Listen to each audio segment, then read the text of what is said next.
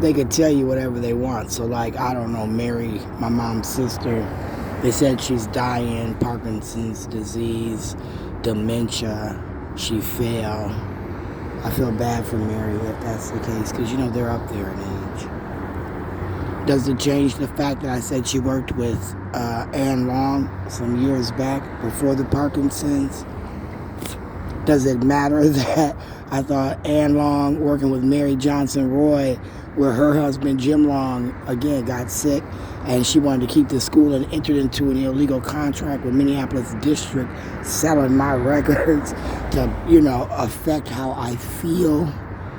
It's sad that when people die, you know, you have to come to terms with their death. So like when my dad died and I had all of these weird thoughts going through my head, I couldn't necessarily forgive him as he died, although I forgave him in death, because he was my father, and a lot of that I couldn't prove. It was just things I thought, right? With that being said, then you take Punkin, my cousin Punkin. That was different for me, because there was the issue with Amani.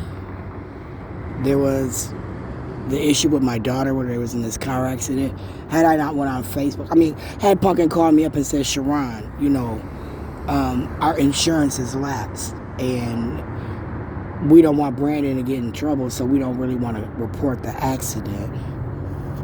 I might have looked at it differently, but I'm thinking, you know, my Uncle Roland with all his money, his insurance is up to par. Punkin's under his insurance, their insurance is up to par. So then when they had that accident, you know, my daughter was covered.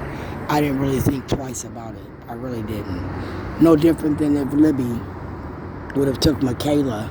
You know, we were coming back from the hotel at that family function, and I had a car full of kids, my Ford Focus, and we were coming down the hill behind Mary Jo's place, and it was real icy, and as we were coming down, the car didn't turn, and we hit the curb, not hard at all, because no airbags deployed, nobody bumped their head. It was just like a bump. The car wheel hit the curb and then popped up, and then I got control of the car. It wasn't anything serious. But Michaela explaining it to her mother, Libby could have filed on me. I'd have never known. Through Progressive at that time, I would have never known. But Michaela would have said she wasn't hurt. There wasn't no need for her to do it. But again, it was an easy come up. Mary Moriarty, right? Progressive. It'd have been an easy 10, 12, 13 grand for the little girl who was doing Pampers commercials and Life Touch pictures, right, Libby? Easy come up for you and Uncle Mike.